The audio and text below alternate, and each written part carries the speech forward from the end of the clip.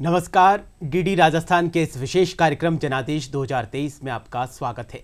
लोकतंत्र के सबसे बड़े उत्सव का शंखनाद राजस्थान में हो चुका है। राजस्थान में 16वीं विधानसभा के गठन को लेकर प्रदेशवासी 25 नवंबर को मतदान करेंगे, जिसका परिणाम 3 दिसंबर को आएगा। जनादेश जिसके साथ होगा उसी राजनीतिक दल की सरकार बनेगी।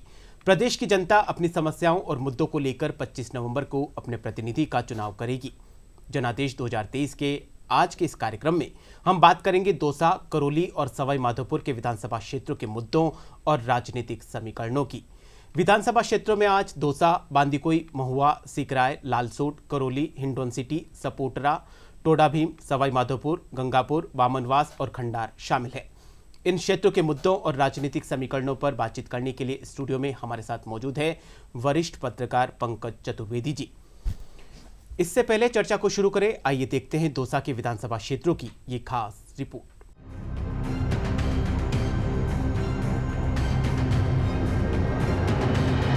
जनादेश में आज हम बात करेंगे राजस्थान की प्राचीन नगरी, जो अपने सांस्कृतिक महत्व के साथ राज्य की राजनीति में प्रमुख मानी जाती है।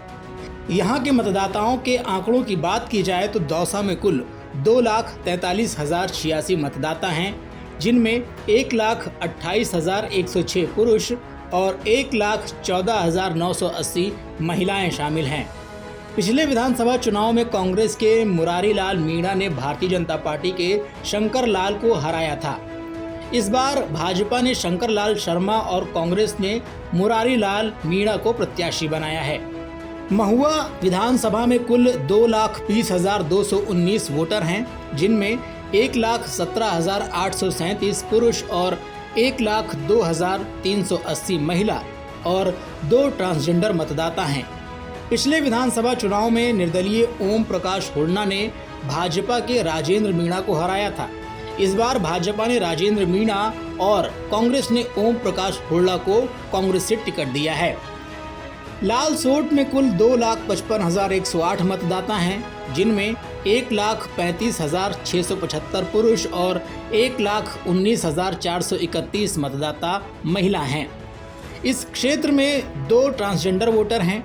लालसोट में पिछले विधानसभा चुनाव में कांग्रेस के प्रसादी लाल मीणा ने भाजपा के रामविलास मीणा को हराया था। इस सीट पर इस बार भारतीय जनता पार्टी ने रामविलास मीणा और कांग्रेस ने प्रसादी लाल मीणा को फिर से प्रत्याशी बनाया है। वहीं बात की जाए बांदीकुई विधानसभा सीट की तो यहाँ कुल 2,21,558 मतदाता हैं, जिनमें 1,16,898 पुरुष, 1,04,659 महिला और 1 ट्रांसजेंडर मतदाता शामिल हैं। 2018 में बांदीकुई में कांग्रेस के गजराज खटाणा ने भाजपा के रामकिशोर सैनी को हराया था। इस बार कांग्रेस ने फिर से GR खटाणा को टिकट दिया है। वहीं भाजपा ने भागचंद सैनी को टिकट दिया है।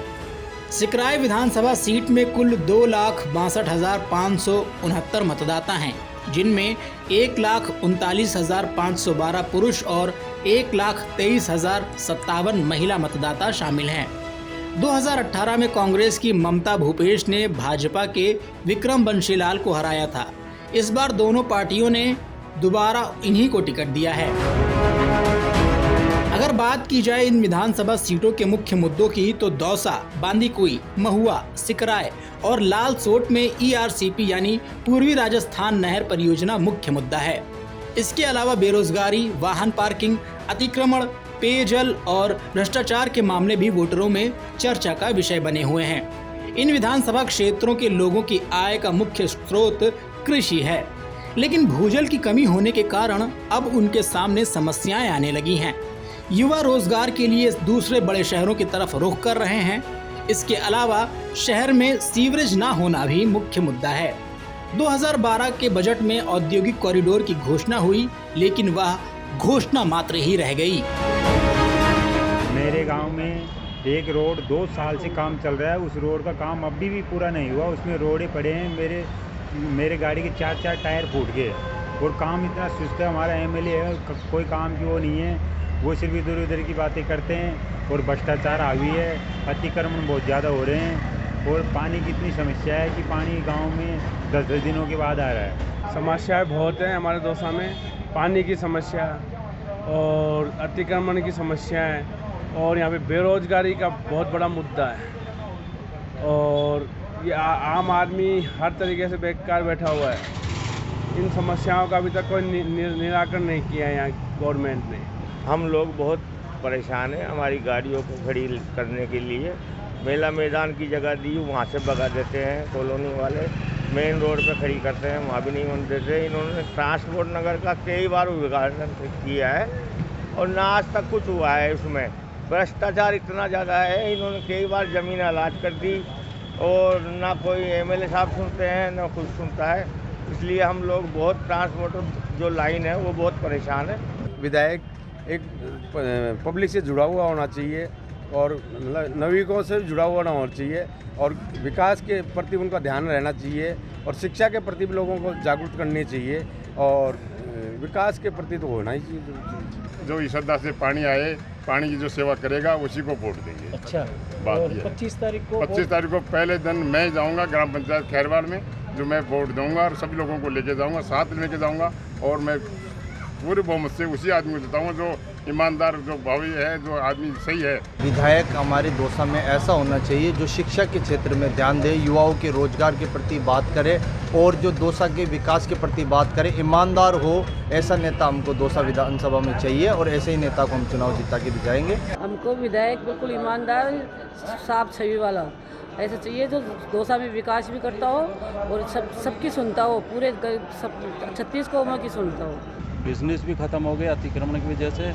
4 व्हीलर गाड़ियाँ नहीं आ सकती हैं यहाँ पर और जगह जगह कचरे के ढेर, गाड़ियाँ परमानेंट खड़ी कर दी लोगों ने। कस्टमर यहाँ आकर के ही नहीं पहुँचता। इतनी बढ़िया क्रीम जगह जो है हमारी फ्लॉप हुई पड़ी है, कोई सुनने वाला नहीं है।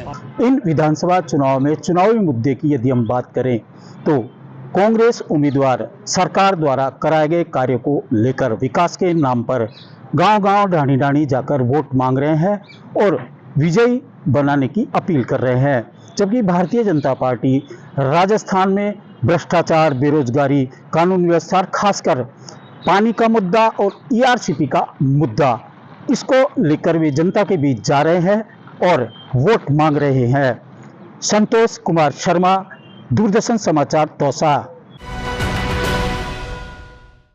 तो आपने देखा दौसा की जनता की क्या कुछ समस्याएं हैं, क्या कुछ मुद्दे हैं। इन्हीं मुद्दों और समस्याओं के ऊपर और राजनीतिक समीकरणों पर चर्चा करने के लिए स्टूडियो में आज हमारे साथ बेहद खास मेहमान मौजूद हैं। आप हैं वरिष्ठ पत्रकार पंकज चतुर्वेदी जी। सर, पहले तो आपका इस प्रोग्राम में बहुत बहुत स्वागत है। सबसे पहले हम आपसे ये समझना चाहेंगे, दौसा की जो पृष्ठभूमि है, दौसा का जो अस्तित्व है, वो राजस्थान के लिहाज से कितना कुछ महत्वपूर्ण भूमिका अदा करता है। देखिए विकास जी, दौसा की अगर हम बात करते हैं तो ये पूर्वी राजस्थान के जो बड़े ज़िले हैं उनमें एक बहुत महत्वपूर्ण ज़िला जो है वो दौसा है। लंबे समय से यहाँ की जो हम राजनीति पे भी अगर बात करें या इसके विकास पे बात करें तो देखिए आप हर विकास परियोजना में एक बड़ा महत्वपूर्ण स्थान जो है दौसा को, अभी हम देखें तो दिल्ली मुंबई इंडस्ट्रियल कॉरिडोर है वो यहाँ से होके गुजरता है। एक्सप्रेस वे अभी पिछले दिनों आपको ध्यान हो तो प्रधानमंत्री खुद यहाँ पे आए थे और उसका उद्घाटन करके गए हैं, ये एक बड़ी चीज़ है। इसके अलावा आप देखें तो राजनीतिक और मतलब इस नज़रिए से भी इतना महत्वपूर्ण हो जाता है कि पूरा एक दौसा जिला एकमात्र शायद मेरी तरफ से, मेरी नज़र में होगा ये कि जहाँ से आपके राज्य सरकार में 3-3 मंत्री जो हैं वो वहीं से आते हैं। तो एक तरीके से देखें तो विकास के पैरामीटर्स पे और एज वेल एज आप देखें तो सियासी पहलू भी अगर देखें तो दोनों ही नज़रियों से बड़ा महत्वपूर्ण जिला ये है। और अगर पिछले इलेक्शन से भी अगर इसको हम देखें तो मतलब एक तरीके से सरकार के साथ काफ़ी अच्छा जो है वो साथ दौसा ने निभाया 5 सीटों पे। और ये बहुत ही हम कह सकते हैं कि एक तरीके से बड़ी अच्छी वो है कि सरकार के साथ ये लोग जो है जीत कर आए और विकास में निरंतर काफ़ी अच्छा। कुल मिलाकर राजनीतिक दृष्टि से भी और आर्थिक दृष्टि से भी दौसा बहुत महत्वपूर्ण है। दौसा की जनता से जब हमने समस्याओं को जाना तो वहाँ पर सबसे बड़ी समस्या किसानों को है, उनकी खेती को लेकर ईआरसीपी का जो मुद्दा है उसको लेकर सबसे बड़ी समस्या है। जी जी ERCP नहीं, देखिए ERCP समस्या तो हम अब इसको नहीं कहें, क्योंकि एक बड़ी परियोजना है, काम नहीं हो रहा, क्रियान्वयन नहीं हो रहा है। क्रियान्वयन के पार्ट पे जो हम देख रहे हैं कि दोनों सरकारों के बीच में ये मुद्दा लंबे समय से अटका हुआ है। किसानों को काफी उम्मीद है उस चीज को लेकर। और इसकी घोषणाएं हो चुकी हैं। आप देखें तो राज्य सरकार बार बार, अब ये चूंकि पूरा मुद्दा जो है इसको देखें तो 13 जिले पूरे जो हैं वो इसके जद में आते हैं, और एक तरीके से इसको पूर्वी राजस्थान की गंगा कहा जा रहा है कि भाई जो जिन लोगों के पास पेयजल की, जिन दूर दराज के गांव ढाणियों में प्रॉब्लम है, पानी की समस्या, पेयजल की खासकर जो समस्या आती है, सिंचाई के लिए जो किसानों को पानी नहीं मिलता, वो इस एक परियोजना के जरिए बताया जा रहा है कि सभी जगहों पे बहुत पानी की समृद्धता एक तरीके से इससे आ जाएगी। किंतु अगर अपन दूसरा पहलू भी इस पे हम चर्चा इस पे करते हैं कि दूसरा पहलू ये है कि पूरा बड़ा मुद्दा जो कि इतने लाखों लोगों की जीवन से जुड़ा हुआ है, वो एक तरीके से सियासी समीकरणों में कहीं ना कहीं फंस गया है जाके, कि केंद्र, राज्य सरकार बार बार केंद्र से ये आग्रह कर रही है कि उसको राष्ट्रीय परियोजना का दर्जा दिया चाहिए और इसकी फंडिंग भी उसी पैटर्न पे होनी चाहिए। किंतु अगर दूसरी तरफ से हम देखें तो केंद्र सरकार भी इसको करने के लिए तैयार है, बार बार सब लोग इस बात के लिए कह रहे हैं, लेकिन कहीं ना कहीं जाके एक बात ऐसी अटक रही कि वो तालमेल के अभाव में वो मूर्त रूप नहीं ले पा रही और जमीन पे वो पूरी परियोजना नहीं उतर पा रही। और जहां तक इसके महत्व की बात करें तो जैसा आपने कहा कि ये एक तरीके से बहुत ही मतलब हम कहें कि ट्रम्प कार्ड जो है वो उन पूरे जिलों के लिए होगा, वो सारी जनता इससे बेहद लाभ मिल सकती है। दौसा के आसपास के जिलों की भी दशा और दिशा बदल सकती है, सभी जगह की। हम दौसा के आसपास आप देखिए कि लंबे समय से ये बात चल रही है, वहां पे पाइपलाइंस बिछाने का बार बार काम शुरू होता है। आपके पेयजल की किल्लत की हम बात करें तो पेयजल किल्लत भी बहुत, जो आउटर दौसा शहर जिला मुख्यालय अपने आप में अलग है, लेकिन दौसा शहर में भी पेयजल की समस्या लगातार बनी जी, लगातार बनी है। खासकर जो जैसे दौसा इतना बिल्कुल आप देखिए कि इस पे हाईवे पे एक तरीके से आता है, और जिला मुख्यालय की जो पुराना है उसकी अगर अपन बात छोड़ें तो जो आउटर्स कॉलोनी धीरे धीरे बढ़ता जा रहा है, विकास उस जिले में, उस जिला मुख्यालय में हो रहा है, और धीरे धीरे जो आउटर्स कॉलोनी बन रही है वहां और भी ज्यादा बड़ी ये जो है समस्या गहरा जाती है। और पानी के लिए मतलब बिल्कुल आप मानिए कि त्राही वहां पे जो गर्मियों के दिन है, बिल्कुल मूलभूत आवश्यकता, और गर्मियों के दिनों में वो मतलब बहुत ही ज्यादा समस्या परक ये चीज हो जाती है लोगों को लेकर। एक दौसा में एक योजना काफी लंबे समय से चल रही है लेकिन अभी तक वो पूरी नहीं हुई, इसरदा बांध परियोजना जो दौसा की जनता के लिए ही बनाई गई है, लेकिन अभी उस पर काम जारी है। जी, लोगों काम को लंबे समय से चल रहा है। जो जनप्रतिनिधि है वो हमेशा इस चीज का वादा करते हैं कि हमारे सरकार के टेन्योर में पूरा हो जाएगा, लेकिन अभी भी इंतजार, लेकिन अभी भी नहीं हो पा रहा जी। और पिछले दिनों इसकी चली भी थी कि भाई आएंगे, राहुल गांधी भी आएंगे, वो उद्घाटन करेंगे, और काफी सारी सरकार ने उसके लिए करी, लेकिन अंततः जो चुनावी मुद्दे हैं, चुनावी वादों में बनके ही सिमट जाते हैं, वो रह जाता है, और वो पूरी तरह से उसका फायदा जो है मिल नहीं पा रहा अभी। और दौसा के आसपास के इलाकों में भी वो होनी है, लेकिन फिलहाल तो अगर अपन कहें तो जब तक सामने नहीं आ जाए, जब तक वो जनता को उसका लाभ नहीं मिल जाए, तब तक तो इसको सियासी मुद्दा ही बस हम कह सकते हैं। इसके अलावा बहुत ज़्यादा कुछ उसमें अभी तक हुए नहीं है। हाँ, बस ये ज़रूर है कि अगर ये जैसे DMIC की हम बात करें, दिल्ली मुंबई इंडस्ट्रियल कॉरिडोर है, जो DFC जो डेडिकेटेड फ्रेट कॉरिडोर है, इसके दोनों तरफ इसको बनाना है, उसमें दौसा आ रहा है। तो जैसे जैसे इंडस्ट्रीज वहाँ पे डेवलप होंगी और जल्दी हम ईश्वर से यही कामना है कि वो जल्दी से जल्दी आए, तो जैसे ही जब रिक्वायरमेंट बढ़ेगी पानी की, तो मुझे लगता है कि केंद्र और राज्य दोनों के बीच में तालमेल दोनों को करना ही पड़ेगा, और ये जल्दी ये जो पेयजल की परियोजनाएं या सिंचाई की परियोजनाएं वो मूर्त रूप ले सकेंगे। लेकिन उसके लिए ज़रूरी है कि इंडस्ट्रियल डेवलपमेंट जो है वो पहले वहाँ पे जल्दी से जल्दी हो। और चूंकि इसमें देखिए आपके घोषणाएं हो चुकी हैं, DMIC पूरा नक्शे पे आ चुका है, DFC तो हम कहें कि चालू ही हो चुका, वहाँ से जो है ट्रेन्स निकलने लग गई हैं। तो माना यही जाना चाहिए कि जल्दी से जल्दी जैसे, क्योंकि देखिए इंडस्ट्रीज़ जो है वो किसी भी जगह की एक तरीके से डेवलपमेंट की रीढ़ की हड्डी कही जाती है, बिल्कुल बैकबोन कही जाती है, तो वो करना भी जरूरी है। और सरकारें इस तरफ हम देख रहे हैं, केंद्र और राज्य सरकारें लगातार इस दिशा में बढ़ती भी जा रही हैं। आप पूरे देश भर में देखें तो इंडस्ट्रियल कॉरिडोर्स पे जिस तरीके से काम चल रहा है वो बहुत ही अच्छा है। और फ्रेट कॉरिडोर जो कि हम कहें मालवाहक गलियारा जो है, उस पर भी बहुत तेजी से केंद्र ने भी काम किया है, और राज्य से जो सपोर्ट चाहिए था वो राज्य ने भी उनको किया है। तो एक तरीके से DFC जब आ गया, पूरा जमीन पे है, वहाँ से गुजरात के मतलब कांडला से लेके और यहाँ तक हमारी ट्रेन जो है चलने लग गई हैं, तो अब ये माना जाना चाहिए कि जल्दी से जल्दी वहाँ उस दोनों साइड में, देखिए इसका ऐसा थोड़ा सा है कि बीच से ट्रेन गुजरेगी और उसके दोनों तरफ जो है इंडस्ट्रियल कॉरिडोर्स डेवलप होंगे, मतलब कि नई इंडस्ट्रीज वहाँ पे आएंगी, नए लोग रोजगार वहाँ पे डेवलप होंगे, नई फैक्ट्रीज लगेंगी, तो उनको कहीं ना कहीं पानी की और इन सारी मूलभूत सुविधाओं की आवश्यकता जरूर पड़ेगी। मिलेगा तो इससे तो जैसे ही अब ये पूरा हो जाएगा उसके बाद हमें माना जाना चाहिए कि पानी पर भी जल्दी ही सरकारें सोचेंगी और इस पे तालमेल बनाकर इसको जल्दी जमीन पे उतारेंगी। तो एक दौसा में स्टोन पार्क को लेकर लगातार मांग की जा रही है। जी देखिए, ये जो सिकराय है जो कि हमारी राज्य सरकार में मंत्री ममता भूपेश जी का विधानसभा क्षेत्र भी हम उसको कह सकते हैं, ये पूरा इलाका स्टोन कार्विंग को लेके एक बहुत ही अच्छा वहाँ पे मतलब एक बिजनेस हब है पूरा देखें तो, और वहाँ गांव में इसके बड़े अच्छे कारीगर भी हैं। आप कभी जयपुर बीकानेर हाईवे पे इधर, आप आगरा हाईवे पे इधर जाते हैं बीकानेर आगरा पे, तो आपको दोनों साइड, दौसा से थोड़ा सा आगे निकलते आपको दोनों साइड में इस पत्थर की कारीगरी की बहुत सारी दुकानें और बहुत सारे अच्छे वो शोरूम्स और जो कटिंग करने के जो ठिकाने वो आपको दिखेंगे। ये बेसिकली यहाँ का एक मूलभूत जो है वो व्यवसाय है वहाँ के इलाकों में, और बड़ी अच्छी कार्विंग जो है, जो सैंड स्टोन है उस पर बहुत अच्छी कार्विंग होती है, मूर्तियाँ बहुत अच्छी बनाई जाती हैं मार्बल्स की, सैंड स्टोन्स की। आप देखें बड़े बड़े मंदिरों में इनसे बड़े, मतलब देश के और कई इलाकों से भी यहाँ पे वो आते हैं कि मंदिरों के कंगूरे और मंदिरों में जो मूर्तियाँ बनाई जाती हैं वो यहाँ पे बहुत अच्छा एक व्यवसाय है। ज़रूरत है कि इसको उसी तरीके से आगे बढ़ाया जाए। अब आप देखिए कि इस पूरे उसमें स्टोन पार्क की घोषणा हो चुकी, एक बड़ा इंडस्ट्रियल हब जो है स्टोन पार्क के तौर पे वहाँ डेवलप किए जाना है, किंतु अभी अगर हम देखें तो बहुत ज़्यादा कदम उसकी तरफ बढ़ाए नहीं गए। अगर ये बढ़ते हैं तो वहाँ जो लोकल इकोनॉमी है उस पर बहुत अच्छा असर इसका निश्चित ही पड़ेगा, और उन कारीगरों, उन मजदूरों और उन हस्तशिल्पियों को भी एक बड़ा रोजगार का सहारा और एक बड़ा आर्थिक संबल इससे मिल पाएगा।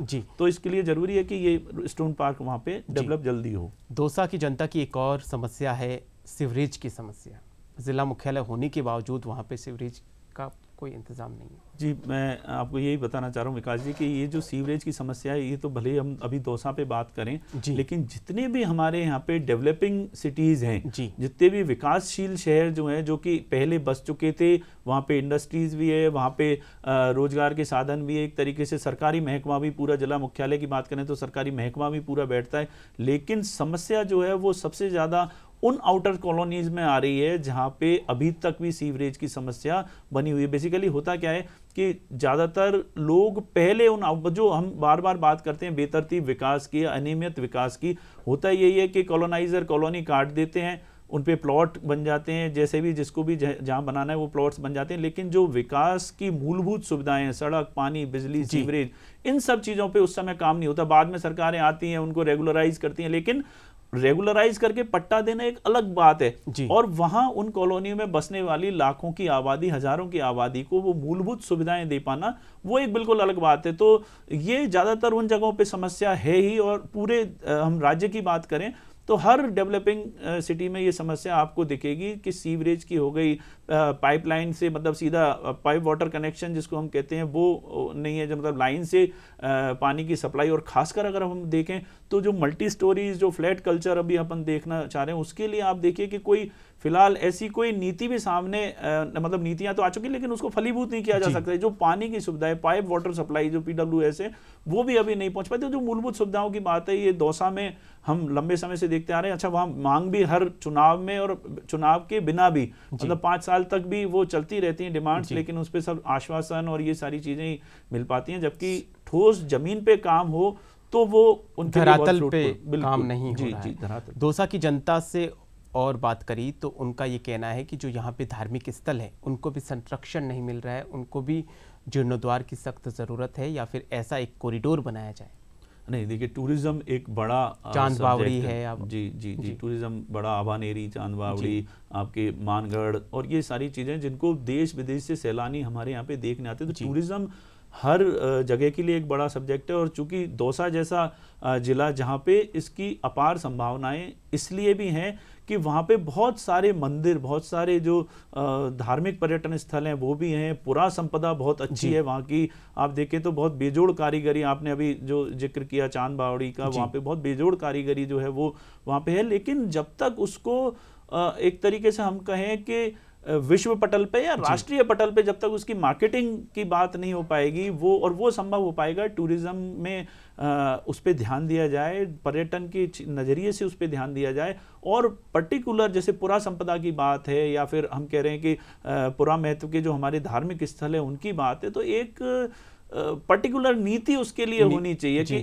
किस श्रेणी के अगर धार्मिक स्थल हैं तो उनको कितना अनुदान जो है सरकार की तरफ से मिल सके। या अच्छा, ये सिर्फ देखिए पुरा संपदा जो है वो किसी एक जिले की या किसी शहर की उसकी धरोहर होती है जी, तो ऐसा भी जरूरी नहीं है, नाम से जाना जाता है जी, उसी के नाम से जाना जाता है, तो ऐसा भी जरूरी नहीं है। मैं उससे एक कदम और थोड़ा सा आगे बढ़ के इस बात को करूंगा कि धरोहरों का संरक्षण सिर्फ सरकारों की जिम्मेदारी नहीं है, जनता की वो पहचान है, उस जनता के पूर्वजों ने उस धरोहर को वहां पे बनाया था, स्थापित किया था। तो एक तरीके से अगर हम देखा जाए तो ये भी बहुत जरूरी है कि पब्लिक अवेयर हो उसके लिए। जो धार्मिक स्थल हैं आप देखने रूटीन में जाएंगे तो कई जगहों पे गंदगियां आपको मिलती हैं, कई जगह लोग बेतरतीब तरीके से ट्रैफिक होता है, लोग चल नहीं पाते करते, तो ये सारी चीजें आम पब्लिक को भी उसमें ध्यान रखनी चाहिए कि अपनी संपदा, अपनी धरोहर जो है उसके संरक्षण का जिम्मा हमारा भी है, और वो संरक्षण हो तो काफी अच्छी। अब आप देखें तो मेहंदीपुर बालाजी का एक बड़ा धार्मिक स्थल जो है वो दौसा में आता है, जहाँ से कि मैं बता रहा हूँ आपको कि पूरे देश से सैलानी, पूरे देश से दर्शनार्थी वहाँ पे पहुँचते हैं। इधर बांदीकुई के आसपास जो चांद बावड़ी बताया, मानगढ़, अजबगढ़, ये इतने अच्छे वहाँ पे जगह हैं कि जहाँ देखने लोग आते हैं, लेकिन चूंकि मार्केटिंग बहुत अच्छी नहीं है और वहाँ पे पहुँचने के लिए ट्रांसपोर्टेशन उतना प्रॉपर नहीं है, कनेक्टिविटी की बात जो है वो सारी चीज़ें होनी चाहिए। तो बस मतलब बेशक ही ये दौसा के लिए एक बड़ी चीज़ साबित होगी। और एक तरीके से देखिए सबके पूरा जो बताया विकास का आधार जो है वो आर्थिक उन्नयन ही है। जब तक वहाँ पे रोजगार नहीं होंगे, जब तक इंडस्ट्रीज नहीं होंगी, जब तक कोई ऐसे साधन नहीं होंगे जिससे कि आर्थिक बहबूदी वहाँ हो सकती हो, तब तक उसको नहीं। तो अगर पिछड़े में ये सारे इलाके रहेंगे तो एक तरीके से सरकार को भी जो है रेवेन्यू बहुत अच्छा मिल सकता है। पहली जरूरत रेवेन्यू है, रेवेन्यू के बिना कुछ और वहाँ लोकल जो है वो इकोनॉमी में रोजगार मिलेगा। बिल्कुल बिल्कुल। दौसा के राजनीतिक समीकरणों की बात की जाए तो आपको क्या लगता है कि जो जनप्रतिनिधि है, जो प्रत्याशी है, उनको क्या कुछ चुनौतियों का सामना दौसा में करना पड़ सकता है?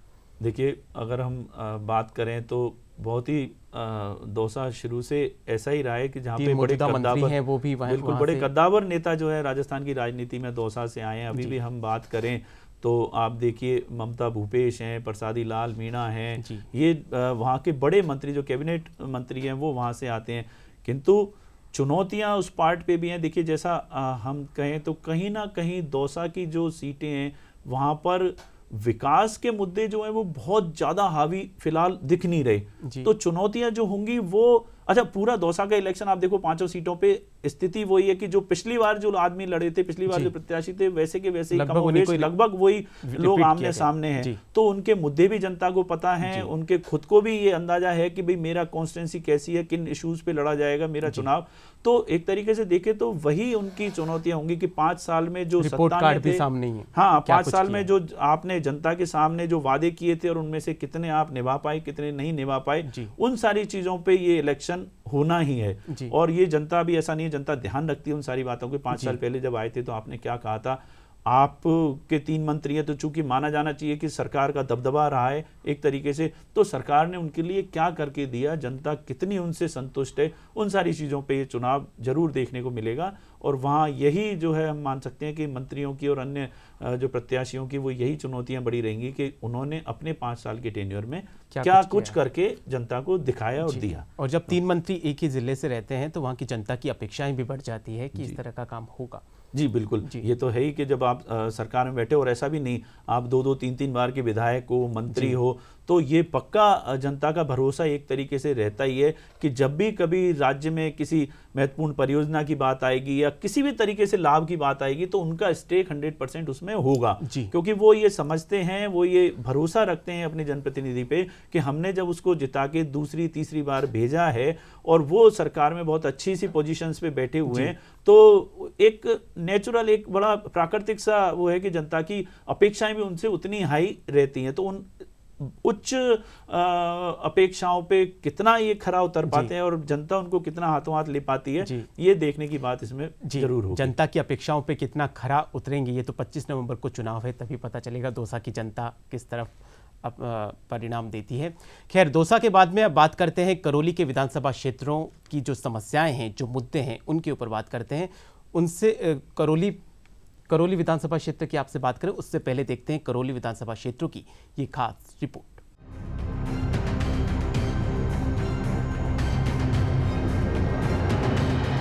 पूर्वी राजस्थान की हिंडौन विधानसभा सीट राजस्थान की चर्चित सीट है, जो कि SC आरक्षित सीट है। प्रसिद्ध जैन तीर्थ श्री महावीर जी राष्ट्रीय स्तर पर पहचान रखने वाला धार्मिक स्थल है। यहाँ बड़ी संख्या में श्रद्धालु आते हैं। हिंडौन सिटी में कुल 2,75,439 मतदाता हैं, जिनमें 1,47,274 पुरुष, 1,28,163 महिला मतदाता सहित 2 ट्रांसजेंडर हैं। 2018 के विधानसभा चुनाव में कांग्रेस के भरोसी लाल जाटव ने भाजपा की मंजू खैरवाल को हराया था। इस बार भाजपा ने राजकुमारी जाटव और कांग्रेस ने अनीता जाटव को टिकट दिया है। टोडा भीम विधानसभा क्षेत्र में कुल 2,80,195 मतदाता हैं, जिनमें 1,51,573 पुरुष, 1,28,619 महिला और 3 ट्रांसजेंडर मतदाता हैं। यह सीट ST आरक्षित सीट है। पिछले विधानसभा चुनाव में कांग्रेस के पृथ्वीराज मीणा ने भाजपा के रमेश मीणा को हराया था। इस बार भाजपा ने रामनिवास मीणा और कांग्रेस ने घनश्याम मेहर को टिकट दिया है। सपोटरा विधानसभा क्षेत्र में कुल 2,74,760 मतदाता हैं, जिनमें 1,49,607 पुरुष, 1,25,153 महिला मतदाता हैं। सपोटरा में 2018 में कांग्रेस के रमेश चंद मीणा ने भाजपा की गोलमा देवी को हराया था। यह सीट ST आरक्षित सीट है। कांग्रेस ने फिर से रमेश चंद मीणा और भाजपा ने हंसराज मीणा को टिकट दिया है। करौली लघु वृंदावन के नाम से भी जाना जाता है। करौली विधानसभा क्षेत्र में कुल 2,56,148 मतदाता हैं, जिनमें 1,38,499 पुरुष, 1,17,646 महिला और 3 ट्रांसजेंडर मतदाता शामिल हैं। 2018 में बसपा के लाखन सिंह मीणा ने कांग्रेस के दर्शन सिंह गुर्जर को हराया था। इस बार कांग्रेस ने लाखन सिंह मीणा, भाजपा ने दर्शन सिंह गुर्जर और बसपा ने रविंद्र मीणा को टिकट दिया है। करौली में अवैध खनन और अपराध का बढ़ता ग्राफ क्षेत्रवासियों में चिंता का विषय है। इसके अलावा इन क्षेत्रों में चंबल, पांचना, जगर, लिफ्ट, पेयजल, सिंचाई परियोजना की मंजूरी, हिंडौन सिटी में मेडिकल कॉलेज प्रमुख मांग है। करौली में पहाड़ी और वन भूमि होने के कारण कृषि एरिया कम है, जबकि वन भूमि के चलते ही खनन व्यवसाय भी चौपट हो चुका है। करौली में रेल लाइन का इंतजार आज़ादी के बाद से ही चल रहा है। टोडा भीम सिंह में मेहंदीपुर बालाजी राष्ट्रीय स्तर पर पहचान रखने वाला धार्मिक स्थल है, लेकिन मेहंदीपुर बालाजी का अधिकांश हिस्सा दौसा जिले में होने के कारण टोडा भीम क्षेत्र को इसका लाभ नहीं मिल पाता। क्योंकि वर्तमान का जो हॉस्पिटल है वो करौली से करीब 8-7 किलोमीटर दूर है। गंभीर जो मरीज हैं उनको पहुंचने में बहुत परेशानी होती है। दूसरा, रोडवे बस स्टैंड का हमारा बहुत पुराना एक मुद्दा है कि यहाँ बस स्टैंड रोडवे आगार का कार्यालय स्वीकृत हो गया है, लेकिन यहाँ से अभी संचालन नहीं हो रहा है। और करौली विधानसभा क्षेत्र में चुनाव जो है निष्पक्ष नहीं हो पाते। जहाँ जिस जाति का बाहुल्य है वहाँ वही वोट डालते हैं और तो किसी को डालने नहीं देते। बेरोजगारी की वो समस्या है। करौली में कोई धंधा नहीं, खानों का धंधा था वो भी जो है ये अभयारण्य और ये सब बन के इनने जो है पूरा जो करौली की आम पब्लिक को लूट लिया, विधानसभा क्षेत्र की को। करौली शहर में जो गंदगी का आलम और उनका ये साफ़ सफाई का के सारे मोहल्लों में पूरे शहर के अंदर तो कहीं भी कोई आपको साफ़ सफाई का इंतजाम मिलेगा ही नहीं, और किसी से भी कह दो आपको कोई सुनवाई नहीं है। पर्यटन स्थल जो कुछ करौली में है उनके लिए साधनों का भी अभाव है, और उनका कोई ना तो विकास हो रहा है, ना उनकी ओर कोई ध्यान है, ना कोई उनको विकसित करने की ओर किसी का ध्यान जा रहा है। तो ये करौली विधानसभा क्षेत्र की मुद्दे और समस्याएं हैं। इन्हीं मुद्दों और समस्याओं पर बातचीत शुरू करते हैं। करौली का जो विधानसभा क्षेत्र है वहां पे सबसे बड़ी समस्या है, करौली को आज़ादी के बाद से रेल लाइन का इंतजार है। देखिए कनेक्टिविटी नहीं है रेल लाइन की, ये हम बहुत लंबे समय से देख रहे हैं। और बल्कि मैं ये कहूँगा कि जब भैरव सिंह गवर्नमेंट थी, जिसमें ये जिला भैरव सिंह शेखावत जी की जब सरकार थी और जिसमें जिला इसको बनाया गया, उससे पहले दो ही बड़े मुद्दे जो हैं वो पूरे करौली में थे। करौली को जिला बनाना और वहाँ पे रेल लाना। जिला ये बन गया भैरव सिंह जी की सरकार में, और आज तक उस रेल का इंतजार है। बीच बीच में कई बार इसके प्रयास भी हुए, वहां पे भी एक बड़ा आंदोलन, करौली में हम देखें तो रेल के लिए एक बड़ा आंदोलन अब भी चल रहा है, और पिछले चुनाव में भी वो एक बड़ा मुद्दा था वहां पे। हमेशा इसी मुद्दे के ऊपर चुनाव लड़ा जा रहा है। जी जी जी जी। लेकिन वो नहीं आ पा रही। इसको अब नाम क्या दें, कुछ सियासी उलझने भी उसके लिए हैं, कुछ कहें कि भाई बहुत जल्दी काम शुरू भी, कई बार जो है वो सर्वे का काम भी वहाँ शुरू हो चुका है एक बार, लेकिन फिर वो वापस ठप हो गया।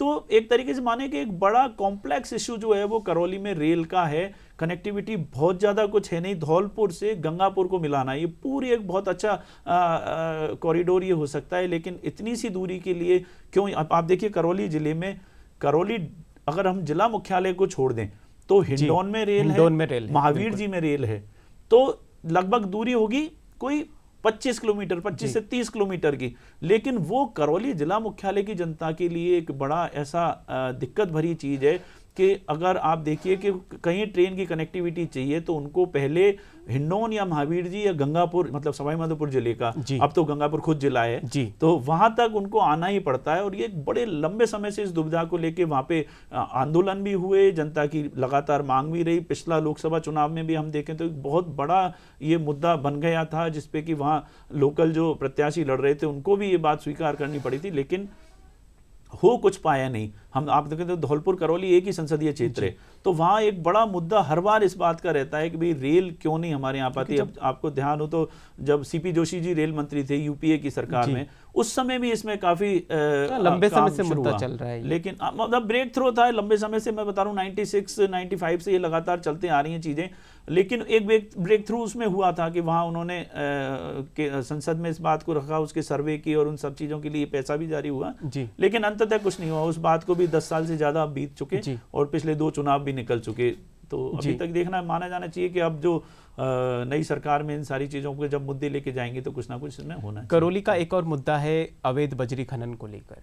जी, ये लंबे समय से ये भी हम माने, हालांकि ये पूरे राजस्थान का मुद्दा है, लेकिन करौली के आसपास का जो क्षेत्र है, चूंकि चंबल बनास की जो बजरी है वो वहाँ होकर गुजरती है, और बेसिकली बजरी खनन वहाँ का मुद्दा बहुत ज़्यादा बड़ा ना माने हम करौली का, लेकिन बजरी का ट्रांसपोर्टेशन जो है, जो अवैध बजरी का ट्रांसपोर्टेशन वहाँ से होके होता है, वो एक बड़ा मुद्दा। खनन माफिया भी पनप गया है। जी जी जी जी, खनन माफिया पनप गया है, और लगातार आप देखिए कि इतना उसके हौसले भी बुलंद हैं कि सरकारों ने लगातार कई बार इस पे जो है शिकंजा कसने की बात सोची, कार्रवाई भी होती है, लेकिन वो कार्रवाई ऐसी होती है कि अभी 10 दिन हुई, लगातार आपके रेड्स होंगी, बजरी की ट्रॉलियाँ जब्त होंगी, लोग गिरफ्तार होंगे, लेकिन अल्टीमेटली फिर वो ठंडा पड़ता है और वापस से वो खनन और परिवहन लगातार फिर शुरू हो जाता है। तो इस पे कहीं ना कहीं बहुत ज़्यादा ज़रूरत है। बीच में सरकारों ने जो एक स्पेशल टास्क फोर्स भी इसके लिए तैनात की थी। अपराध गैंग वॉर भी हो रहे हैं इसी के चलते, बिल्कुल बहुत ज़्यादा एक्सीडेंट्स बहुत होते हैं। अपराध आप देखिए कि लगातार हम सुनते रहते हैं कि पुलिस पर भी, पुलिस की गाड़ी पर वाहन चढ़ाने से वो लोग नहीं चूकते, पुलिस के लोग आ जाते हैं तो उनके साथ मारपीट करने से। तो कहीं ना कहीं जो स्पेशल टास्क फोर्स जो सरकार ने गठित की थी उसको 24 आवर्स हमेशा एक्टिव रखने की ज़रूरत है। ऐसा ना हो कि वो अभियान के दौरान ही सिर्फ कार्रवाई करे, वो 24 घंटे 7 दिन वहाँ तैनात रहे, और उस पर प्रभावी कार्रवाई जब तक नहीं होगी तब तक ये बड़ा एक जो दंश है अवैध बजरी परिवहन और इसके जरिए होने वाले अपराध, इस पे बहुत ज़्यादा रोक मैं नहीं सोचता कि लगा पाएंगे, क्योंकि हर चीज़ के लिए ज़रूरी है कि एक इन्फोर्समेंट उस पर जाए, कोई भी अपराध क्रियान्वयन हो, एक तरीके से क्रियान्वयन बेहतर हो, और वो तब तक नहीं हो सकता जब तक कि बेहतर एनफोर्समेंट नहीं हो। आप उसके लिए बेहतर संसाधन गठित ना करें, बेहतर जो बार बार बात आ रही है कि जो अभियान चलते हैं वो कुछ दिनों के लिए चलते हैं। अवैध बजरी के खिलाफ अभियान चलेगा तो सरकार और जो पुलिस है और जो कुछ दिन के लिए चलता है, 15 दिन 7 दिन के लिए चलते हैं, और फिर वो आप भी देखिए उनकी रैकी कितनी जबरदस्त है कि वो रूट चेंज कर देते। उनकी जो खुफिया तंत्र है वो एक तरीके से देखा जाए, कहने में कोई गुरेज नहीं है कि वो पुलिस और इन सारी चीजों से ज्यादा बेहतर है। उनको सब पता होता है कि कहां से हम गाड़ी निकालेंगे, आगे कौन सी चेक पोस्ट बनी हुई है, चेक पोस्ट पे अभियान चल रहा है नहीं चल रहा, वहां पे लोग हैं नहीं है, ये सारी जो तंत्र एक बहुत ही वेल डिफाइंड सिस्टम उन लोगों ने तैयार कर लिया। तो उसको तोड़ने के लिए जरूरी होगा कि एक्स्ट्रा एफर्ट जो है वो सरकार की तरफ से। बहुत बड़ा मुद्दा अवैध बजरी का। जी। इसके बाद में चंबल पांचना जगह एक लिफ्ट पेयजल सिंचाई परियोजना है, वहां पर करौली की जनता को अभी भी इंतजार है उसका। जी, ये सभी के हम जो अभी आप बात कर रहे थे चंबल लिफ्ट के नाम से सिंचाई परियोजनाओं का काम अधूरा ही है। बिल्कुल, सिंचाई परियोजनाओं का काम अभी वहाँ पे अधूरा है। और सिंचाई में भी जो कई जगहों पे तो जो हम जैसे जो हिंडौन कॉन्स्टिट्यूंसी है वहाँ की हम बात करें या टोडा भीम की बात करें तो इनमें बेसिकली एक बड़ा सब्जेक्ट मिट्टी को लेके भी है जी। जो वहाँ पे बेसिकली जो मिट्टी है वो 2 फसलों के लायक ही नहीं, तो वो किसान जो है एक ही फसल ले पाते हैं जी। तो ये एक बड़ी बात है कि सिंचाई के साधन जो पर्याप्त हो वहाँ पे, तो ये जो खेती में उनको थोड़ी सी सुविधा मिल पाएगी। तो इससे जरूर मैं मानता हूँ कि चूंकि करौली, हिंडौन, टोडा भीम, सपोटा ये पूरा जिला जो है हम देखें तो एक तरीके से एग्रीकल्चर के मामले में काफ़ी लोगों की जो जीवन यापन है वो एग्रीकल्चर पे, खेती पे डिपेंड है आज भी। तो वहाँ पे ये सारी चीज़ें जो सुविधाएं मिलेंगी तो बेशक ही वहाँ पे ज़्यादा अच्छा होगा। सरकारों को इस बारे में बहुत अच्छे से सोचना चाहिए। सबसे बड़ी समस्या है वहाँ वन का जो विस्तार है, वन क्षेत्र है वो बहुत ज़्यादा है, कृषि का जो क्षेत्र है वो बहुत कम है। नहीं वो इस वजह से उनको संभावनाएं मिलती नहीं है। वन क्षेत्र है, वन क्षेत्र जो है हम अगर बात करें केला देवी अभ्यारण्य की तो वो पूरा संरक्षित वन क्षेत्र है। आप इधर मडराइल के आसपास आएंगे तो जो एमपी से लगती हुई हमारी जो सीमा है करौली जिले की वो पूरा वन क्षेत्र है। लेकिन ऐसा भी नहीं है, वहाँ पे खेती भी बहुत अच्छे से होती है, सरसों की फसल बहुत अच्छी होती है करौली में। आप देखिए कि जो मैं बात कर रहा था काली मिट्टी है, काली मिट्टी में सरसों की फसल के लिए बहुत अच्छा माकूल जो है वो पर्यावरण वहाँ रहता है, तो होती बहुत अच्छी हैं। लेकिन दिक्कतें यही है, अब अगर पांचना की अगर हम इसकी बात करें तो पांचना का जो इशू है, पांचना से सिंचाई का जो इशू है वो लंबे समय से अटका पड़ा है, बहुत लंबे समय से। क्योंकि देखिए जब सिंचाई कृषि की हम बात करते हैं तो उसमें हम फिर ऐसे नहीं कर सकते कि ये तो करौली जिले की सीमा है और ये गंगापुर करौली, गंगापुर टोडा भीम, मडराइल से लगा हुआ, ये सारा एक पूरा एक पैच आता है जिसमें कि खेती की जाती है। खेती फूलों से लेकर खाद्यान्न तक की खेती जो है वो बड़ी अच्छे तरीके से होती है। तो वहाँ अगर सिंचाई के पर्याप्त साधन उपलब्ध हों, लेकिन दिक्कत ये होती है कि वही जो सियासी पेच हैं और जो ग्रुप्स का जो हम अब उसको सही शब्दों में यही कह सकते हैं कि कुछ जो प्रेशर ग्रुप्स हैं वहाँ पे उनका जो दबाव है उसके चलते पूरा पांचने से सिंचाई का मुद्दा हम माने कि पूरे 1.5 दशक से जो है वो अटका पड़ा है। वहाँ नहरें नहीं खोली जाती सिंचाई के लिए जो गंगापुर जाने वाला, क्योंकि ये जो है टेल एंड पे गंगापुर वाले जो हमारे गांव आते हैं उनको सिंचाई का एक बड़ा मुद्दा है। आप देखें अगर पढ़ते हो आपको तो हर साल ये दिखता होगा जब भी सिंचाई का समय होता है तो उस समय में कुछ गंगापुर की साइड वाले किसान धरने पे बैठ जाते हैं, कुछ इधर जो गांव है गुडला बांधुआ जहाँ पे ये पांचना बांध बना हुआ है वहाँ के किसान धरने पर, तो आपस की जो एक तरीके से प्रॉपर कम्युनिकेशन नहीं है, तालमेल नहीं है। और हर बार वहाँ पे सरकार की तरफ से भी मध्यस्थता के लिए लोग भेजे जाते हैं, लेकिन जो अल्टीमेट रिजल्ट चाहिए वो ये चाहिए कि पांचना की नहरें खुलें और उससे किसानों को पानी मिले। बस वही काम नहीं हो पाता, वो धरने होते हैं, परमानेंट सॉल्यूशन कोई नहीं निकल पा रहा। तो एक तरीके से एक जीवन दायिनी जो है वो पूरा पांचना की नहरें वहां बन सकती हैं, लेकिन फिलहाल हम देखें तो वो पूरा मुद्दा। मेहंदीपुर बालाजी का आपने जिक्र किया, मेहंदीपुर बालाजी टोडा भीम में है लेकिन वो अधिकतर दौसा के क्षेत्र को कवर करता है, तो उसका विकास दौसा को मिल रहा है। टोडा भीम में होते हुए भी टोडा भीम का विकास नहीं है। नहीं देखिए वो उसमें कुछ ऐसा अंतर है, वो बहुत स्पेसिफिकली मुझे नहीं, लेकिन जो उनका गर्भगृह है वो शायद टोडा भीम में आता है और बचा कुचा जो पूरा हिस्सा है जो मंदिर प्रेमिसेस से दूर वाला मतलब उससे लगा हुआ वो पूरा दौसा में आता है। तो बड़ा पार्ट जो है वो दौसा में ही है, बाकी टोडा भीम मेरे ख्याल से आता है। और अब तो शायद वो जो है टोडा भीम देखें तो गंगापुर जिले का हिस्सा बन जाएगा, करौली का भी नहीं रहेगा शायद, मैं जैसा मुझको समझ में आती है बात। तो विकास की जहाँ तक बात करें तो एक तरीके से सरकार, जो मैंने आपसे कहा कि जो हमारे जो धार्मिक स्थल है उनका डेवलपमेंट की जहाँ तक बात आती है तो ये सारे जो हैं वो एक तरीके से प्राइवेट ट्रस्ट भी हैं। तो ट्रस्ट में जो पैसा आता है, ट्रस्ट उसको यात्री सुविधाओं पे कितना खर्च कर पाता है उस पर भी ये सारी चीज़ें बहुत ज़्यादा डिपेंड करती हैं। पर चूंकि जन जन की आस्था का केंद्र है, देश विदेश से जो दर्शनार्थी हैं वो वहाँ पहुँच रहे हैं, तो कहीं ना कहीं सरकार की और स्थानीय प्रशासन की ये जिम्मेदारी जरूर बनती है कि वहाँ जो सुविधाएं वो ट्रस्ट अपने लेवल पे डेवलप नहीं कर पा रहा, या तो उस ट्रस्ट के जरिए वो सुविधाएं डेवलप करवाई जाएं, या सरकार और प्रशासन अपने हाथ में खुद वो जिम्मा ले। कुछ रिपोर्ट्स के मुताबिक करौली में खनिज के भी भंडार हैं, लेकिन उसके ऊपर भी कुछ कार्य नहीं हो रहा है। खनिज जो है वो हम बता ही रहे हैं, जैसे आपने बजरी खनन वाली बात अभी बताई, वो ही वहाँ पे भी लागू होती है। बजरी के अलावा भी कुछ और खनिज बहुत ज़्यादा खनिज मेरे ख्याल से सैंडस्टोन का एक जो बड़ा सब्जेक्ट है वहाँ पे वो रहता है। तो आप जाने तो इस पे मतलब हम देखें तो बार बार अदालती आदेशों और उन सारी चीज़ों के चक्कर में वहाँ जितने भी जो इसकी पत्थर की खदानें थी और जो पत्थर की जो मतलब फिनिश करने के लिए उस प्रोडक्ट को वो जो जितनी भी कटर्स वगैरह थे वो हम पिछले कई सालों में हमने देखा है कि कई जगहों पे वो बंद भी हैं फिलहाल, लेकिन उनके पीछे कानूनी कारण भी हैं। तो एक तरीके से है खनन का वो, लेकिन वहाँ पे जो पर्यावरण संरक्षण वन क्षेत्र का है जी वो उसमें एक बड़ा कारण है। तो अगर किसी तरीके से कोई रास्ता निकाल के अगर सरकार उनको वापस शुरू करे, मतलब पर्यावरण भी सुरक्षित रहे और वहाँ की जो लोकल खनिज संपदा है उसका भी दोहन हो सके, ऐसा कोई बीच का रास्ता निकालना पड़ेगा। करौली के राजनीतिक समीकरणों की चर्चा की जाए तो उसमें आप क्या कुछ चुनौतियां देखते हैं?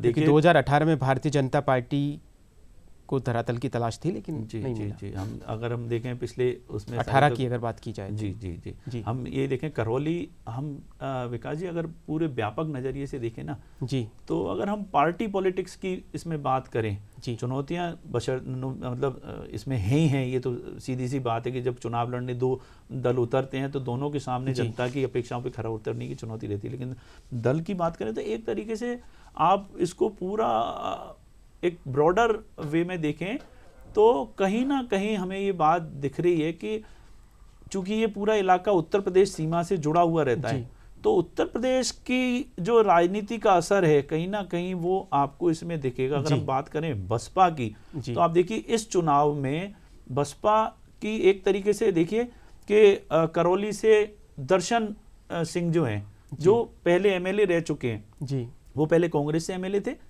इस बार उनको बसपा ने टिकट दे दिया जी। लाखन सिंह जो सिटिंग एमएलए हैं वो पिछली बार बसपा से जीते थे, इस बार उनको कांग्रेस ने टिकट दे दिया है वहां पे। इसके अलावा हम और भी बात करें, रमेश मीणा जो अभी मंत्री हैं, ये भी जो है 2008 के इलेक्शन में बसपा से जीत के आए थे। तो एक तरीके से देखा जाए तो इस पूरे में जो बड़े चेहरे आपको नजर आते हैं उन पे कहीं ना कहीं यूपी के राजनीति की जरूर आपको छापते। एक अलग सा एक एंगल उस पूरे इलेक्शन में देखने को अभी हमको मिल रहा है। करौली के में खासकर जो बड़े चेहरे हैं वो कहीं ना कहीं अपनी पृष्ठभूमि लेकर आ रहे हैं। और जब अब आप देखिए कि दूसरी जगह पे जैसे करौली पूरे जिले में रमेश मीणा एक बड़े मंत्री हैं जी, ये भी उस समय 2008 में जीत के बसपा के टिकट पे आए थे, संसदीय सचिव बने थे, उसके बाद कुल मिलाकर बहुत कड़ा मुकाबला देखने को मिल सकता है, भारी कड़ा मुकाबला है। और हम ये भी कह सकते हैं कि चूंकि मुद्दे, मैं आपसे बहुत सदे शब्दों में मैंने कहा था कि मुद्दे गौण हैं जी, और जो आपस की जो कैलकुलेशन, आपस की जो कनेक्शंस पे जो लड़ाई है वो बहुत ही रोचक होने वाली है वहाँ पे, वो देखने काबिल होगा पूरा इलेक्शन। और वो अभी देखें तो मतलब इस पूरे में कांग्रेस का खासा प्रभाव पिछले इलेक्शन में रहा था, तो इस बार देखना पड़ेगा कि बीजेपी कितना लड़के उनसे कितना वो सीटें जो है अपने कब्जे में। 3 दिसंबर का चुनाव परिणाम बताएगा जी। सवाई माधोपुर के क्षेत्र विधानसभा जो क्षेत्र हैं उनके मुद्दों और समस्याओं पर हमारी टीम ने जाना। आइए सवाई माधोपुर के क्षेत्रों में क्या कुछ मुद्दे हैं और क्या कुछ समस्या हैं उन पर देखते हैं ये खास रिपोर्ट।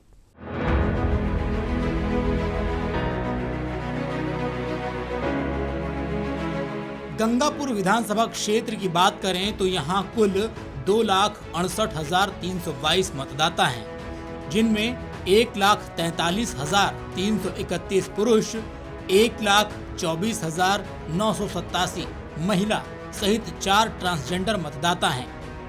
गंगापुर सिटी के 2018 विधानसभा चुनाव में निर्दलीय प्रत्याशी रामकेश मीणा ने भाजपा के मान सिंह गुर्जर को हराया था। इस बार इस क्षेत्र से कांग्रेस ने रामकेश मीणा और भाजपा ने मान सिंह गुर्जर को प्रत्याशी बनाया है। 52 वास विधानसभा क्षेत्र में कुल 2,43,292 मतदाता हैं, जिनमें 1,30,909 पुरुष, 1,12,000 382 महिला और 1 ट्रांसजेंडर मतदाता हैं। यह SC आरक्षित सीट है। 2018 के विधानसभा चुनाव में कांग्रेस की इंदिरा मीणा ने निर्दलीय प्रत्याशी नवल किशोर मीणा को हराया था। इस बार कांग्रेस ने इंदिरा मीणा और भाजपा ने राजेंद्र मीणा को टिकट दिया है। सवाई माधोपुर विधानसभा क्षेत्र की बात करें तो यहाँ 2,56,329 कुल मतदाता हैं, जिनमें 1,35,773 पुरुष, 1,20,551 महिला और 5 ट्रांसजेंडर मतदाता हैं। 2018 में कांग्रेस के दानिश अबरार ने भाजपा की आशा मीणा को हराया था। इस बार सवाई माधोपुर विधानसभा क्षेत्र से कांग्रेस ने दानिश अबरार और भाजपा ने डॉक्टर किरोड़ी लाल मीणा को प्रत्याशी बनाया है।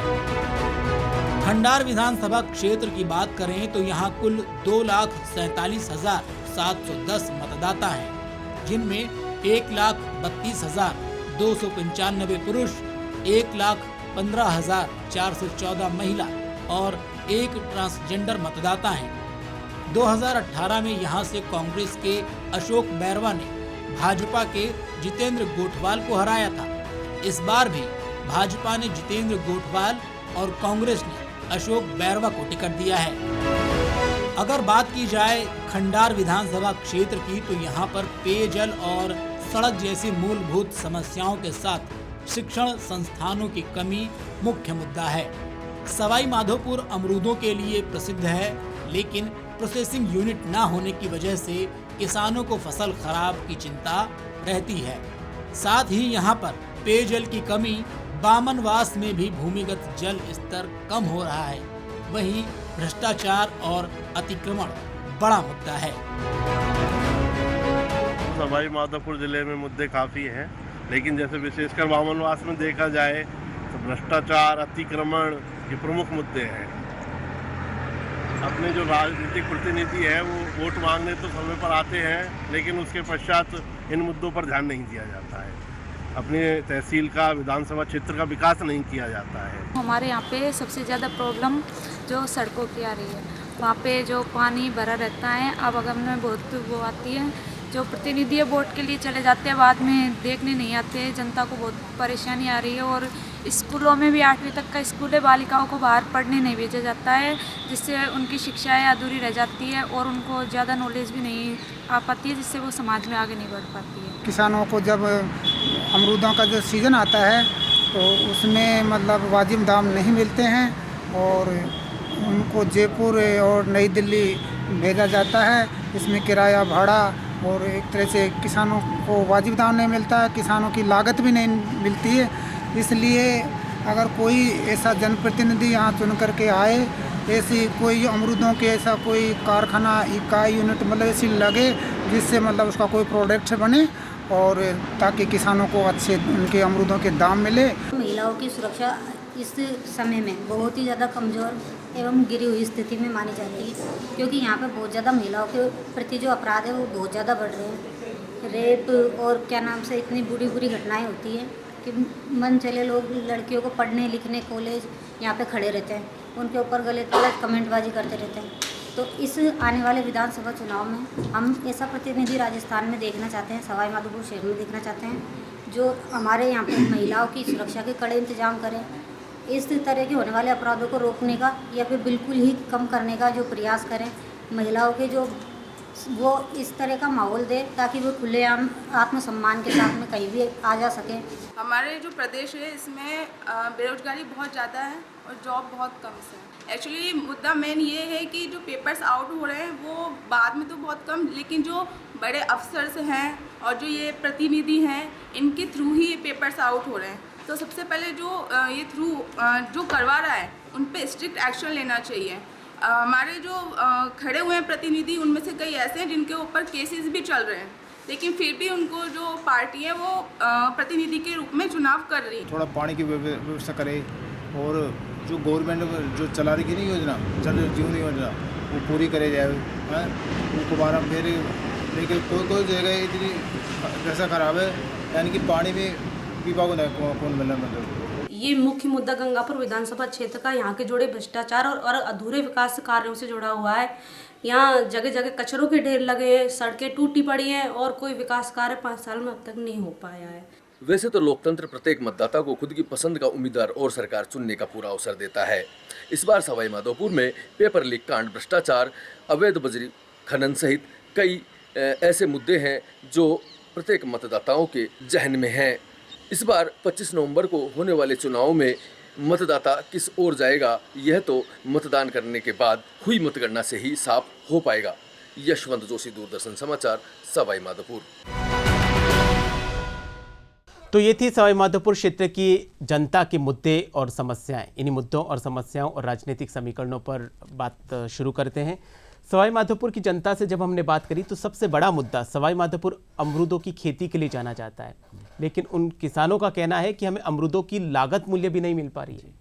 देखिए, होता यही है कि अमरूद जो है वो आप देखिए कि मतलब फेमस है, इसमें कहने की कोई जरूरत नहीं कि सवाई माधोपुर का अमरूद जो है वो कितना फेमस है। राजस्थान में तो फेमस है ही है, राजस्थान में भी एक्सपोर्ट भी होता है। आप देखिए बहुत लंबे समय से इसके एक्सपोर्ट भी किया जा रहा है, लेकिन जो वहाँ इसकी जो डिमांड आप देखो कि हर बजट में जब बजट पूर्व संवाद सरकार करती है व्यापारियों से या जिलों से, उसमें हर बार ये सजेशंस जाता है कि इसकी अमरूद की प्रोसेसिंग यूनिट्स जो हैं वो सवाई माधोपुर में खोली जाएं, जिससे उसका बड़ा फायदा वहाँ के व्यापारियों को। अभी तो ये किसान फल उगाते हैं और उनको मंडी में बेच देते हैं, मंडी में जिस हिसाब से भी वो जाता है एक्सपोर्ट होता है, अमरूद को तुरंत बेचना पड़ता है। लेकिन वो एक बड़ी खासियत है कि अमरूद का जो है वो अगर आप रख लोगे तो ऐसी फल की जो फसल है वो खराब हो जाएगी, तो अगर महीने भर भी अगर कोई वो रखा रह गया गोडाउन्स में तो वो खराब हो जाएगा।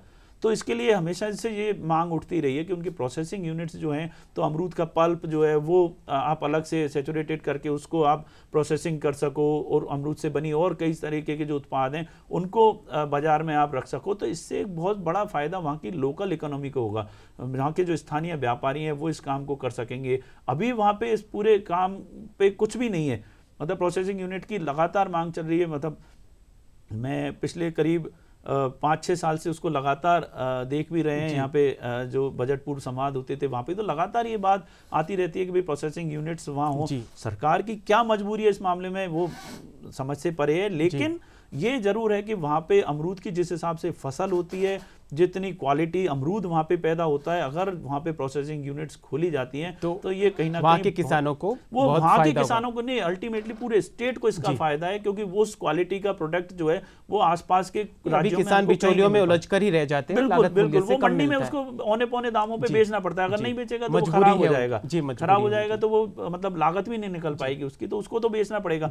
अगर प्रोसेसिंग यूनिट होगी तो व्यापारी उसको अच्छे दामों पे खरीदेंगे, क्योंकि उसका फायदा कहीं ना कहीं उस प्रोसेसिंग यूनिट लगाने वाले उद्यमी को और उस व्यापारी को भी होगा। तो एक तरीके से एक पूरी चेन है जिसको अगर ये छोटी कड़ी से कड़ी जुड़ जाएगी, बिल्कुल कड़ी से कड़ी जुड़ जाएगी और एक अच्छा जो है वहाँ पे। सवाई माधोपुर की जनता ने एक और मुद्दे की और हमारा ध्यान आकर्षित किया है। वहाँ पे औद्योगिक विकास नहीं है, जिससे रोजगार के अवसर नहीं है, वहाँ की युवाओं को पलायन करना पड़ रहा है। जी देखिए, हम अब सवाई माधोपुर को ऐसा माने कि टूरिज्म के पार्ट पे वो बहुत अच्छा है, तो उद्योग के पार्ट पे बहुत कमजोर उसको रहना पड़ रहा है। इस बात देखिए कि चूंकि रणथंभौर राष्ट्रीय अभ्यारण्य वहाँ पे है और टाइगर्स को लेके आपको भी पता है कितनी जो हर बार मतलब बहुत फूक के कदम उनको रखे जाते हैं, उनकी सुरक्षा, उनकी वंश वृद्धि को लेकर, उन पे पर्यावरण के इफेक्ट। तो देखिए ये कई मामलों में जो है वो इस पे बहुत ज़्यादा कुछ यूँ नहीं कह सकते, क्योंकि अदालती ये सारे मामले अदालतों ने कई बार समय समय पे इसके लिए दिए। और ये जरूरी भी है कि किसी भी वन्य जीवन को अगर आपको विकसित करना है तो पर्यावरण के प्रतिकूल प्रभाव जो है उस पर कम करने होंगे। तो एक तरीके से सवाई माधोपुर के उस पूरे इलाके में एक पर्टिकुलर परिधि में जो है इंडस्ट्रियल इक्विपमेंट, इंडस्ट्रियल जो एस्टेब्लिशमेंट है उनको लगाने पर रोक है। तो ये लंबा समय से ये मुद्दा चल रहा है, लेकिन देखिए इसका बहुत ज़्यादा कोई हल ऐसा है नहीं। हाँ, ये जरूर एक बात आई थी कि जो ग्रीन इंडस्ट्रीज हैं वो वहाँ पे डेवलप हो सकती हैं। जैसे कि हम डेयरी प्रोडक्ट्स की बात करें तो वो वहाँ पे उनसे पर्यावरण को कोई नुकसान उनके जिनसे पर्यावरण को नुकसान नहीं है या बहुत कम अगर नुकसान है और वो भी परमिशन लेके अगर लगा सके, तो ये एक इस दिशा में जरूर कदम बढ़ाया जा सकता है। ये इसकी वकालत कोई नहीं करता कि वहाँ पे हैवी इंडस्ट्रीज लगाई जाएं, जिससे क्योंकि रणथंभौर अभ्यारण्य जो है एक पूरी बर्ड फेम चीज है, जो मतलब सवाई माधोपुर जिसके लिए पूरी दुनिया में विख्यात है। आपने रणथंभौर का जिक्र किया, जहाँ पर देशी और विदेशी सैलानी आते हैं, लेकिन सवाई माधोपुर जिले की बात की जाए, शहर की बात की जाए, तो वहाँ की जनता का कहना है यहाँ की सफाई व्यवस्था बिल्कुल न के बराबर है। तो जो देशी और विदेशी पर्यटक आते हैं वो क्या मैसेज लेकर जाते होंगे? नहीं, देखिए ये तो समय समय पर बहुत बड़ी समस्या है उनका। जी, वो आउटर्स में जो कॉरिडोर्स हैं उनके वहाँ ये समस्या मेरे ख्याल से होगी। लेकिन आप ये मानिए कि सफाई व्यवस्था शहर की जी शहर की सफाई व्यवस्था में तो देखिए ये तो सभी जगह पे, हालांकि मैं अभी कुछ दिन पहले जब वहाँ गया था सवाई माधोपुर, तो पहले की और अब की तुलना में थोड़ा सा अंतर वहाँ जरूर दिखा। आप देखिए कि चौराहों पे आपको ना प्याऊ जैसी चीज़ें, साफ़ सुथरा पानी आपको वहाँ मिल जाएगा। कुछ ऐसी जो बाहरी कॉलोनीज हैं, बाहरी रोड्स जो हैं जहाँ पे हाईवेज गुजरने, आप जैसे आप रणथंभौर से खंडार की तरफ जब जाते हैं तो सड़क बिल्कुल बहुत अच्छी आपको वहाँ पे मिलेगी। तो और बाकी जो शहर की सफाई व्यवस्था की, ये बहुत ही लोकल एडमिनिस्ट्रेशन की बात है। वहाँ की नगर विकास परिषद या जो भी वहाँ पे नगर विकास, नगर सुधार न्यास हो या नगर परिषद, जो भी जनप्रतिनिधि है वो उनको समझना चाहिए, बहुत ज़्यादा समझे। और उसके लिए जनता ही, ये मतलब उतना बड़ा सब्जेक्ट उस लेवल का नहीं है जिसपे राज्य सरकार अपनी दखल दे। ये लोकल बॉडीज़ के काम है। तो लोकल बॉडीज़ पे तो ये जरूरी है कि वहाँ की जो स्थानीय जनता है वो दबाव बना के रखे उस चीज़ के। आप देखिए जयपुर में भी कई बार जब कॉलोनी वहाँ की जनता के बड़े मुद्दे नहीं है, आसपास में उनका तो यही कहना है कि जहाँ हम रहते हैं वहाँ पे सफाई व्यवस्था हो, पीने के पानी की व्यवस्था हो, बिजली समय पे आए। उनका यही कहना है कि हमारे यही मुद्दे हैं, अगर इनके ऊपर ही जनप्रतिनिधि काम करे तो। हाँ, तो ये मैं आपको वही थोड़ा सा बताने की कोशिश कर रहा हूँ कि स्थानीय विधायक इसमें बहुत ज़्यादा दखलंदाजी कर भी नहीं सकेगा। ये बात है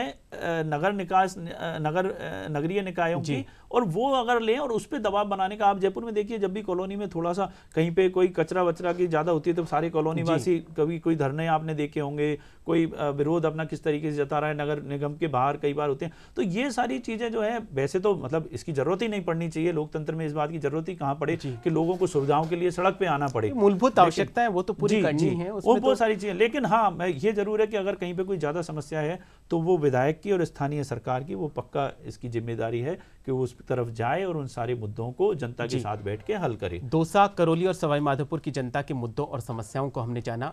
आप वहाँ की जनता से क्या कुछ अपील करना चाहेंगे मतदान के लिए? देखिए, बस मतदान के लिए तो यही है, बहुत सोच समझ के, चूंकि मैं बार बार आपको एक बात पे एम्फेसिस कर रहा हूँ कि ये पूरे ईस्टर्न राजस्थान के जिलों का इलेक्शन बिल्कुल अलग तरीके का इलेक्शन है। इसको बिल्कुल अलग नज़रिए से हम लोग जब इनका एनालिसिस करते हैं, चाहे मीडिया में, तो भी बहुत अलग तरीके से इसको देखा जाता है, क्योंकि वो किस आधार पे कब कैसे क्या हवा बन जाए, इन जिलों में बहुत फर्क पड़ता है उन सारी चीज़ों का। तो बस यही है कि मतदान अवश्य करें, सोच समझ कर करें, और ये जरूर देखें कि जो पिछले 5 साल में आपके लिए आपने जिस जनप्रतिनिधि को भेजा था, उसने पिछले 5 साल में किए गए वादों पर वो कितना खरा उतरा। ये सवाल उससे जरूर जब आए तो करना चाहिए कि भाई 5 साल में आपने जो वादे किए उसने क्या किया, और उसके आधार पे एनालिसिस करके अपना वोट देना चाहिए, और वोट जरूर देना चाहिए। तो ये जरूर पूरी जनता इस बात के लिए बिल्कुल सजग रहे, अपने अधिकारों के प्रति सजग रहे। मताधिकार, मत का अधिकार जो हमें दिया गया है उसका सही प्रयोग कैसे हो, इसको हमें जरूर मतदान के दिन दिखाना है और सोच समझकर अपना वोट डाल के आना है। जी, हम भी आपसे यही अपील करते हैं कि आप सजग रहें, और 25 नवंबर को राजस्थान में चुनाव है तो आप मतदान ज़रूर करें, क्योंकि जो आपके मुद्दे हैं, जो आपकी समस्याएं हैं, उनके समाधान के ऊपर जो ताला लगा हुआ है उसकी चाबी आपके पास है। 25 नवंबर को आप मतदान ज़रूर करें। जनादेश 2023 के आज के इस कार्यक्रम में फ़िलहाल के लिए इतना ही। नमस्कार।